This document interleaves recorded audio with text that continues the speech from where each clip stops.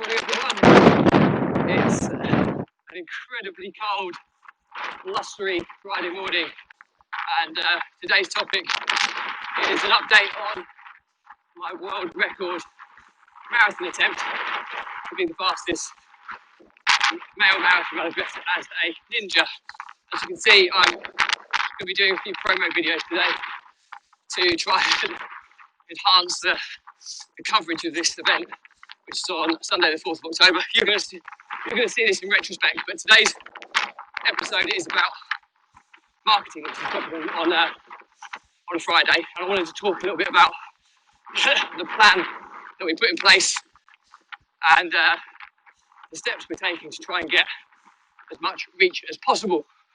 So I have my good friend Dan Thorby helping me with this. He's got a track record in growing YouTube channels to 1 million plus subscribers, so he knows the social media, and he's been working with me on this launch plan. A bit strange, because like I say, I will have done the run really windy. I will have done the run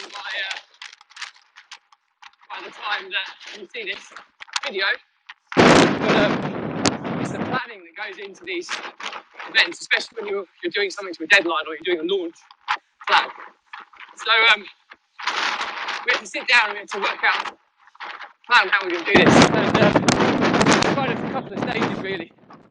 It's really cold, 5 degrees, and one of the plans was focusing on the pre-event. So what we have to do in preparation for the run, because logistically streaming a marathon attempt is a bit of a ball ache as well. So what we've got to do is work out what we need, how many support crew we need. You know, are they on bikes? Are they running? What are they holding? All that type of stuff. But from the marketing perspective, which I'm going to talk to you about today, it's the plan of raising awareness of the event. So what we're going to do is we've got an event scheduled on Facebook, which is where the live stream is going to be held. It's being promoted on predominantly Facebook and Instagram. Facebook is probably where I get the most of my following from, although LinkedIn and Instagram is catching up, although it's not really a suitable kind of feed for LinkedIn, but Instagram I'll be using as well. So Instagram and Facebook were identified as the platforms that we're going to use, which is point one. We're then going to create a Facebook event. We've got to create all the Facebook banners and things to promote the event. So you'll probably see the event invitation and some different banners, ninja style, to try and hopefully be a bit of clickbait to get people intrigued.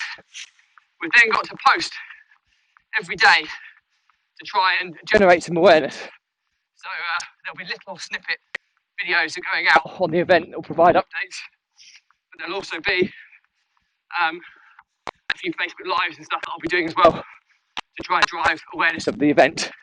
Because it's interesting, this time we made the decision based on COVID, because this world record attempt has been in aid of Fab Kids, which is the children's charity that I've supported for many years, and they do amazing work with disabled and vulnerable children across the country. And I've already fundraised for them, raised over £1,000, raised nearly £2,000 from last year. So I've raised £1,000 this year. I was going to use this to drive more fundraising, but I made the decision. It's a hard one because obviously I want to support the charity as much as I can, but also we're in a global COVID pandemic, about to face a second lockdown, etc. So people's livelihoods are all over the place, and asking for more money is not the right time or the right thing to do, in my honest opinion. So the aim is to raise awareness of the charity, what they do, also for people that are just interested in seeing crazy running attempts and stuff like that, to get the opportunity to see what the body goes through, see how brutal the outfit is, all that side of things. So there's kind of a lot that kind of comes to this, and it's quite strange I'm talking about it as if it's in the future, because it is, but when you watch this video it'll be in the past. So there you go, read into that as you will. Anyway, the marketing plan, I've just noticed my bear with me a second, I've just noticed my thing has undone, so I just need to do this up again. There we go. back in. So yeah, so the pre-event is posting probably twice a day, every day, little snippets, some promo videos of him dressed as a ninja, just trying to raise awareness of the actual event.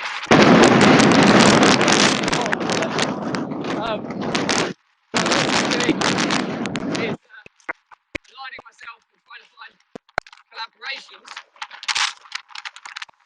is ridiculous.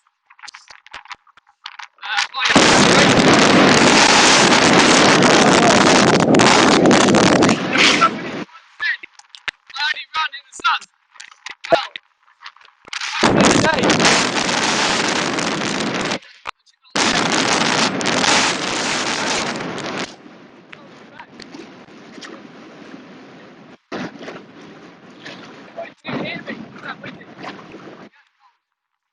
anyway, I'm going to turn around and hopefully the wind will be behind me.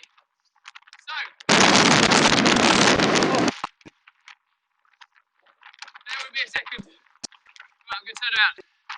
Oh, massive difference running this way. Wind was throwing my face that way. But anyway, so I'll be posting, twice a day, some scheduled, some live, talking about little snippets about the event and what we're doing, etc. And I was talking to you about collaborations, finding people with followers, quite large networks who are going to be prepared to share this for me, because Russell Brunson style about how you grow your traffic. This is a traffic generating kind of event or a launch, and obviously your content yourself is number one, but number two is he calls it the Dream 100, or collaborating with people with followers that can exponentially grow your reach. So I've got a few people lined up to do this with me. Like a couple of my business partners have got about 60,000 followers between them. So they'll be pushing this out to their networks as well, which will be hopefully pretty cool. So yeah, so I'll be doing that. They'll be pushing out as collaborations, and then on the event we're going to be documenting every step of it's obviously live streamed, so people when it's hosted in the event, people who say they're interested will be able to quite easily find the information and be able to follow the stream because they've expressed an interest in the event. And also it won't clutter up my personal feed too much, because obviously there's a lot of vlogging that goes on in my personal feed as well. So that's kind of in a nutshell the plan that we're kind of following. On the day, it's documenting everything from the beginning, so it's the whole story, kind of the storyboard process of what goes into running a marathon in itself, but additionally what goes into running it for a crazy challenge and crazy fancy dress, which is the second part, which is really important. So there's a huge amount of planning that's gone into this, and the reason I'm talking to this about this now, I've been talking to you on several previous episodes of late about this, because this is something that's completely new to me. I talked to you about social experiment, vlogging every day for years, seeing what kind of following can build and see what kind of comes of it. But secondary to that, this is I've never done an official launch or anything. This is kind of like a launch to an event with a deadline. So I've brought somebody in who can help me with it, and he's advising about the different graphics we need to create for countdown, number of days to the event, all that type of things, different graphics that we're going to use, and different snippet of information that we're going to put out there across the different platforms, drip feeding it out to try and raise and build a bit of momentum. We're aiming to get about 40,000 views, which sounds a crazy amount, considering I've never got anywhere near that, but this is based on my friend who's doing the social media stuff for me on this one, his experience. So hopefully we can back it up. But to get to that reach, we're going to need a lot of collaboration, a lot of shares on the day. So the main focus for the day is going to be getting shares, comments and likes off as many people as possible. So there'll be people who are personally close friends to me who I'll be trying to get some early engagement going, and then hoping that people see that this is a really good cause. There's no monetary gain in any way, shape or form. All I'm going for is to raise around for an amazing charity.